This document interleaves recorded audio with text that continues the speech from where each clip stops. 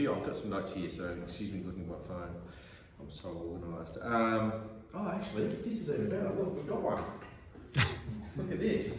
Do you reckon I can put this on the table? Yeah. You're not filming this for the library, They won't know. Who better listen? This is a bit of a mongrel.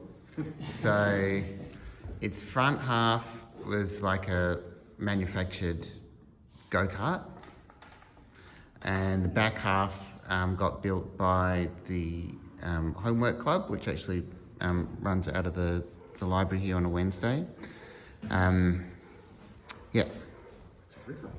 Yeah. So I mean, fundamentally, there's a few bits that all your billy carts are going to have, right? So they're going to have wheels, they're going to have the body or the chassis, and I'll sort of include the seat into that because it's more important than people think.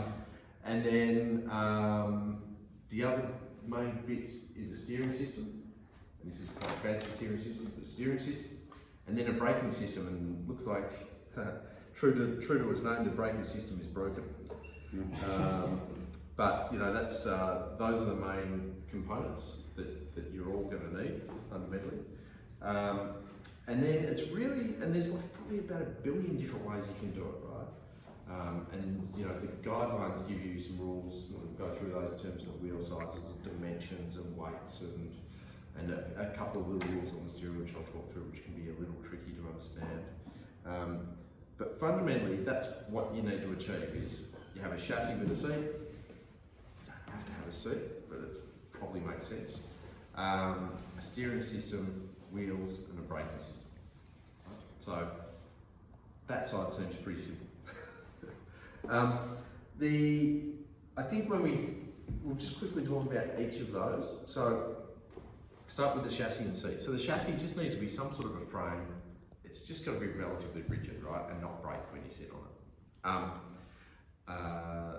There's some questions on what sort of length you want to use, but really it doesn't matter too much. I mentioned the seat before, so the seat is actually really important because it depends on the steering system you use. You actually, you know, so if you're sitting here pushing there, you're actually levering off the back of the seat. You know, so there's the forces you apply on your steering are going through your seat. So if your seat's not solid and stable, it actually gets really hard to steer them. And we saw a few last year struggle with that.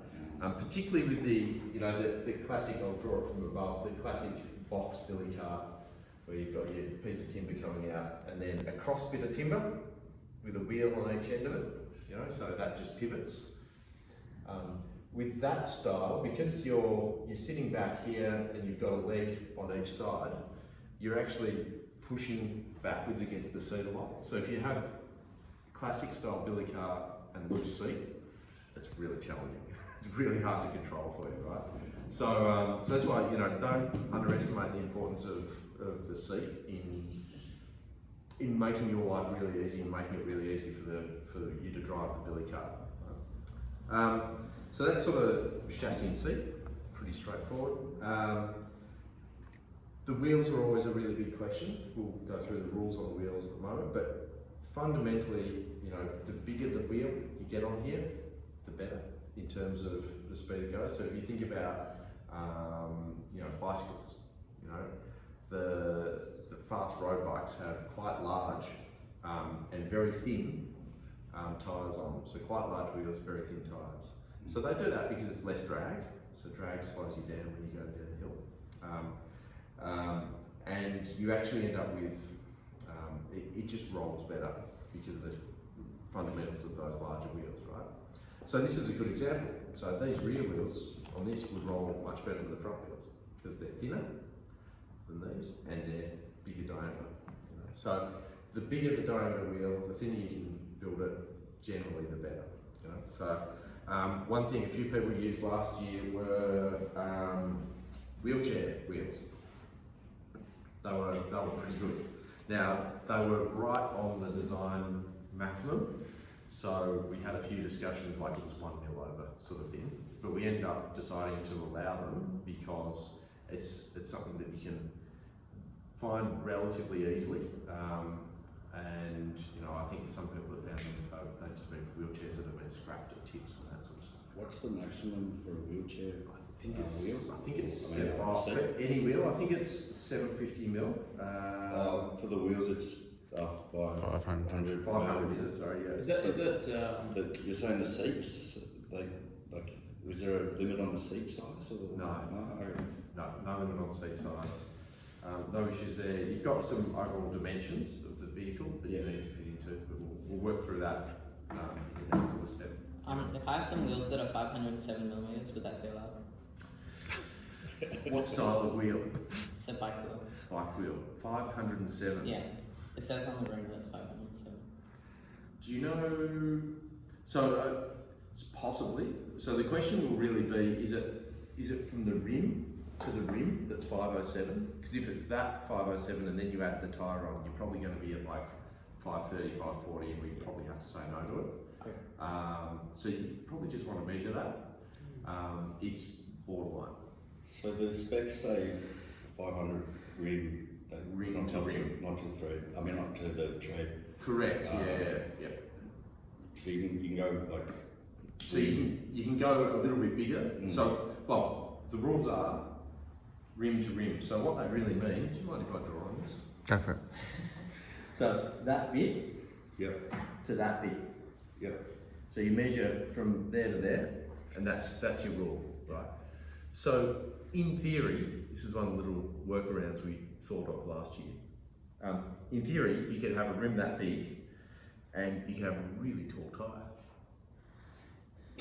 Now, I don't know how you'd actually achieve that, but in theory, that would be within the rules. If you push that too hard, somebody's going to argue it really hard and it would get really messy, right? But, that's just an example of it. Where did the 500 come from?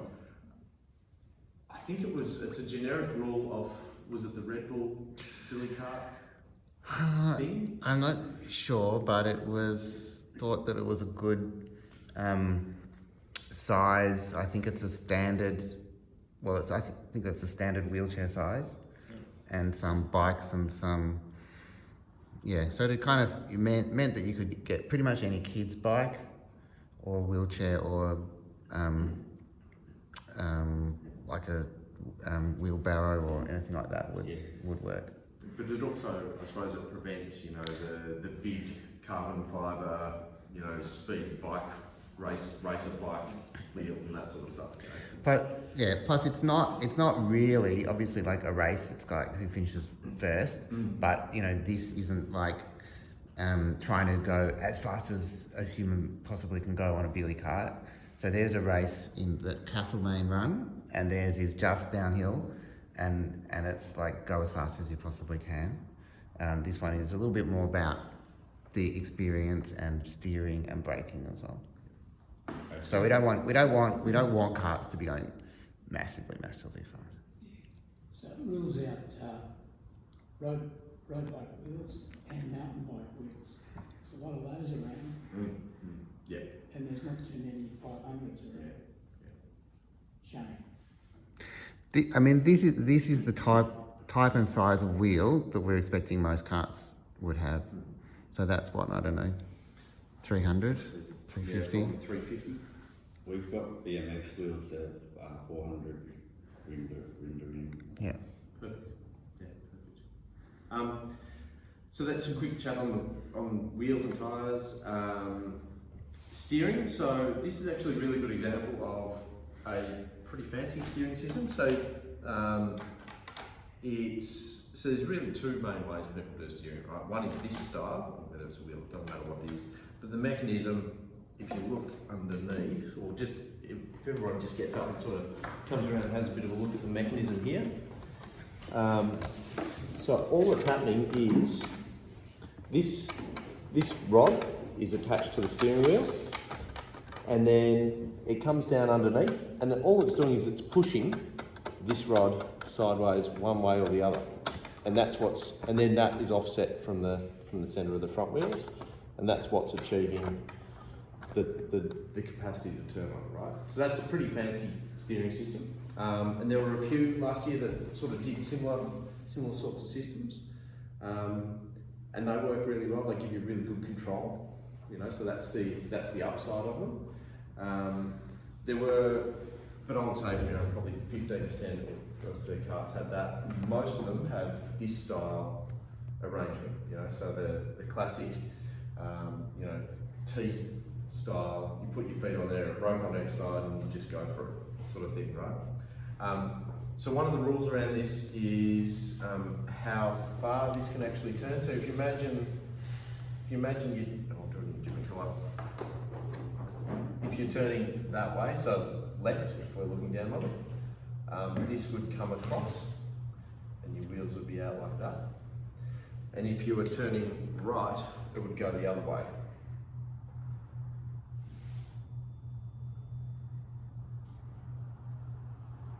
Worst wheels in the world. So one of the big things here is actually the angle. So there's a rule around the amount of angle that you're allowed. Okay. So the angle. So if you think of that as your centre line, and you take a line straight out, you take a line straight out from there, and you take a line straight out from there. The total of all of that is 45 degrees. So each of these is 22.5 degrees. That makes sense? Oh yeah, I was thinking it was 22 for the whole lot. No, it's 22 and a half, yeah. Yeah. So why that's important, right? So what we're trying to avoid there is, you know, if someone's going down the hill, they've got a bit wobbly, they put their foot down there, and then they clip a hay bale or something on that side, and the steering jams in, right? So what the real goal of that is not to change how you steer or anything like that. It's to prevent someone from getting their legs squished. You know, so it's got to be a hard stop, and it's got to be relatively strong, you know, so to be able to take a bit of an impact, you know. So some people did that by, I saw some people, you know, in that little section here, just put a block of wood in at that shape, you know, so it would hit the block of wood. Some people had a longer block at the back and little stoppers, you know. So again, like if it's 22.6 degrees, we're going to pass it, right? It's not. It's really a safety thing. Is its real goal, you know. But it's really important that there is something, you know. So we won't pass a vehicle that doesn't have something there to protect in that scenario, right? So that's that 22.5 degree rule, and we'll sort of talk about that a little bit more. So yeah, those are the two main types of steering that we tend to see. You know, if you had a single wheel at the front, which is possible, so I think you're allowed 3 wheels under the rules. So you could conceivably have one at the front and 2 at the back. Then you could have a motorbike style or pedal bike style steering, you know, so just a couple of forks, and you just turn straight on. Right. So that's probably the third. The same limits. Sorry? The same limits. I'm going to say yes, because I haven't had to think my way through that one yet. Yeah. Because it doesn't have the same risk of feet getting caught. No, that's right. You know, and to be totally honest, is that 22.5 degrees from there to there? I'm not 100% sure. You know, so it's more of a safety thing. So the underlying intent of it is to keep it safe. I think there would be a requirement for it not to go all the way around and spin, right? Not freewheel. Like, so for example, this one goes, but then it's got a physical stop that can't go any further, just because of the mechanism. So yeah, that's probably the third option though. Is, you know, like a single wheel at the front and 2 at the back, which is not a bad way to approach it.